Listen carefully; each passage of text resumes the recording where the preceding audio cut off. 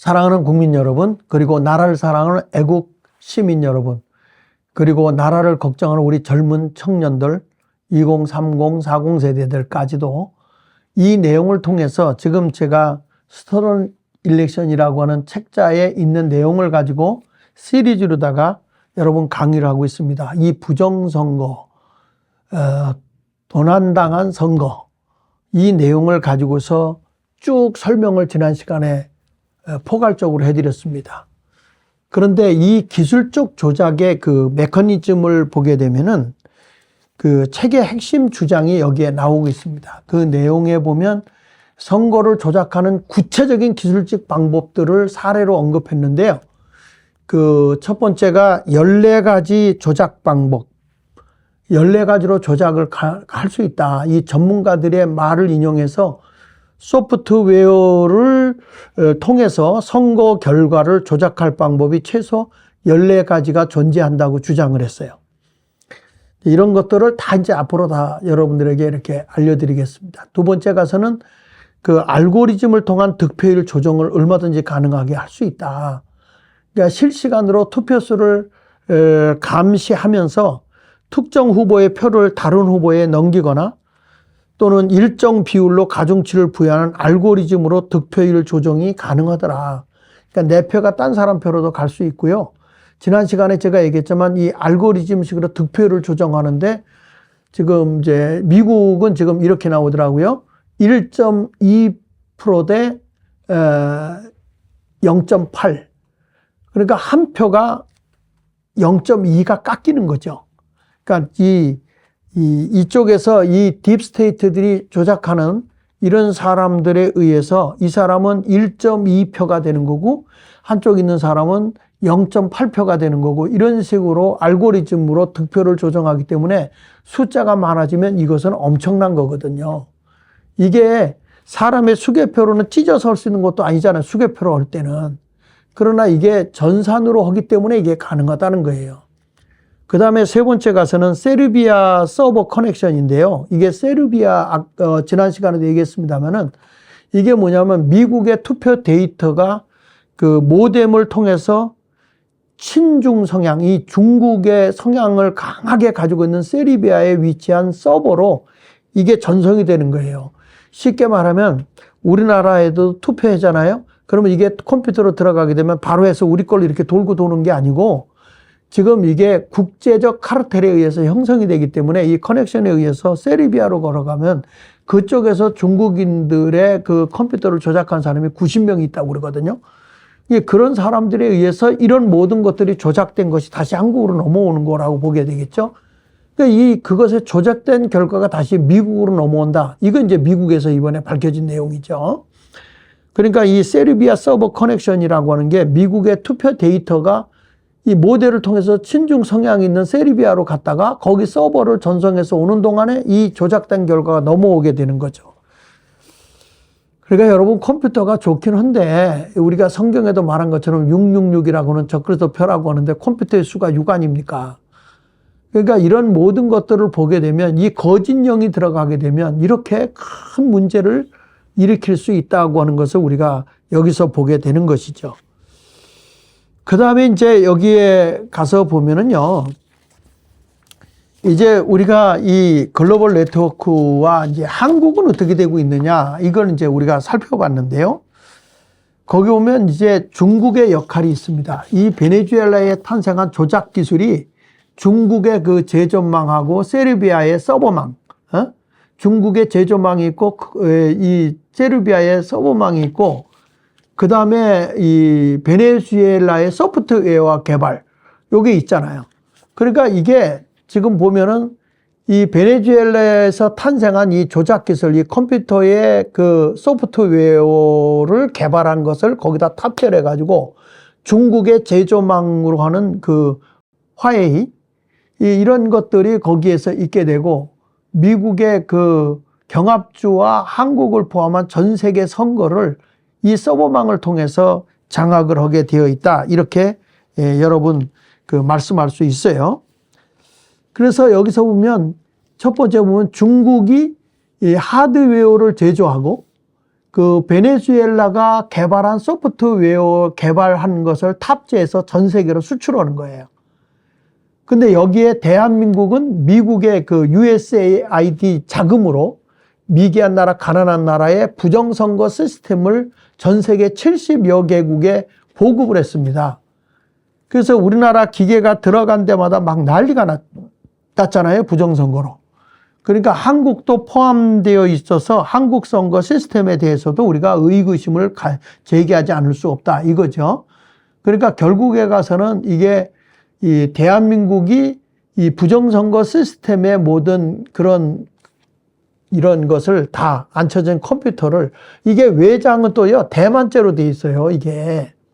그러니까 중국의 하드웨어를 제조하는 호웨이가 있고 거기다음에 소프트웨어가 베네수엘라께 장착돼 가지고 이것을 이제 대만제식으로 해가지고 미국으로 들어갔거든요. 근데 이것을 확산시키고 하는 일을 한 것은 한국이라는 거죠. 근데 한국도 바로 요 시스템을 사용했다는 거죠. 그러니까 우리가 의심하지 않을 수가 없는 거잖아요. 그 다음에 세 번째 가서는 소스 코드 확보인데요. 최근 그 내부 고발자들이 생겨났거든요. 지금 미국에서 증인을, 그러니까 누구냐면 베네수엘라에서 이 소프트웨어를 개발한 사람 2명이 지금 미국에서 지금 이렇게 데리고 있거든요. 그 보호하고 있단 말이죠. 그래가지고 이제 내부 고발자들을 통해서 스매티매틱의 소스 코드와 조작 방식이 담긴 프로그램 자료를 다 확보한 상태입니다. 그러니까 이 향후의 선거 무효 소송이 결정적인 증거가 될 것으로 이제 설명을 하고 있는 것이죠. 그러니까 이런 모든 것을 보면 이 체계에서는 그 베네수엘라에 탄생한 조작 기술이 중국의 제조망과 세르비아의 서버망을 거쳐서 미국의 경합주와 한국을 포함한 전 세계 선거를 장악해버렸다.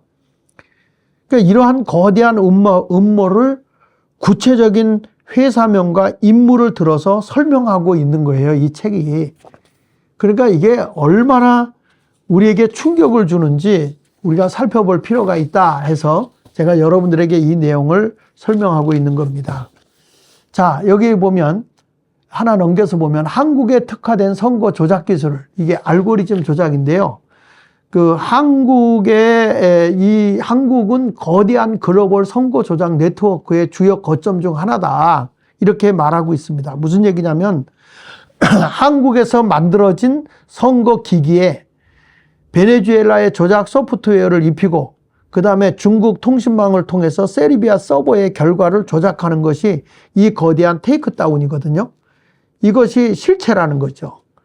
근데 여기서 보면 정말 한국에서 만들어진 선거 기기에 베네수엘라의 조작 소프트웨어를 입히고 그리고 중국의 통신망을 통해서 세르비아 서버의 결과를 조작하는 것이 이 거대한 테이크다운의 실체니까 여러분 이것을 염두에 두고 한번 생각해 보시죠. 다음 페이지에 보니까 이제 한국의 A앱과 글로벌 네트워크의 관계인데요. 한국의 그 A앱이라고 하는 것은 세계선거기관협의회입니다. 세계선거기관협의회, 한국에서 만든 거죠. 여기는 이제 베네수엘라의 선거 조작 기술을 전 세계에 퍼뜨리는 통로 역할을 한 게 한국의 A앱이라는 거예요. 그러니까 어떻게 그렇게 했느냐라고 여기 보면은, 그러니까 USAID와의 계약이죠. 그러니까 미국의 국제개발처예요. 여기가 USAID가 국제개발처인데 여기서 약 70억 달러의 예산으로 개발도상국에 전자투표 시스템을 보급했는데 이때 한국의 A앱이 주도적인 파트너로 참여하게 된 겁니다. 그리고 이제 72개국에 수출하죠. 베네수엘라의 소프트웨어 기술이 탑재된 담겨 있는 그런 모든 소프트웨어의 투표 시스템이 한국을 거쳐서 전 세계 72개국에 전파됐는데 뭐 콩고라든지 이라크라든지 이런 데 다 수출됐죠. 그러니까 한마디로 이게 뭐냐면 민주주의를 파괴하는 이게 바로 기술적 트로이 목마의 수출이라고 표현하면 되겠습니다. 그러니까 우리나라가 바로 이 민주주의를 파괴하는 기술을 수출했다. 이렇게 보면 되겠다 이거죠. 자, 이런 모습에서 우리가 살펴보게 되는 것이고요. 여기 보면 한국에 미르 시스템즈가 있거든요. 근데 이게 무슨 얘기냐면 한국 기업이 이제 미르 시스템을 구체적으로 거론하면서 기술적 의혹을 이제 제시를 했어요. 근데 거기다 보면은 그 소스 코드의 일치성이 있습니다. 그러니까 이 미르 시스템즈가 사용하는 전자투표기의 소스 코드가 이 베네수엘라의 스마트매틱의 코드와 동일해요. 그리고 핵심 알고리즘을 같이 공유하고 있다는 거예요. 여러분 어떻게 생각하십니까? 한국 기업에서 만든 이 미르 시스템즈의 그 기술적인 내용에 보니까 거기에 전자투표기에 그 바로 소스 코드가 베네수엘라의 스마트매틱의 코드하고 일치하고 핵심의 그 알고리즘을 거기다 같이 공유하고 있었다는 거죠.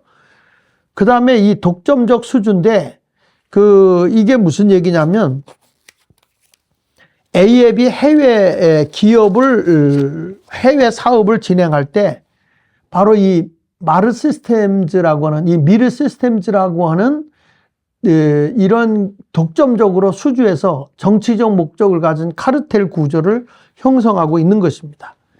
그러니까 이건 단순한 비즈니스가 아니고 특정 정치적 목적으로 특정 정치적 목적을 가지고 이 카르텔의 움직임이다. 이렇게 보면 되겠습니다.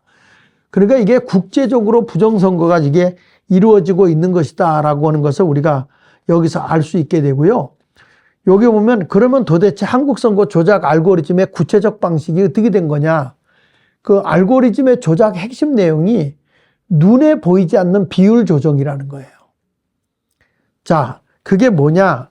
여기 이제 이렇게 쭉 얘기했는데 첫 번째로 보면 분수 득표 알고리즘입니다.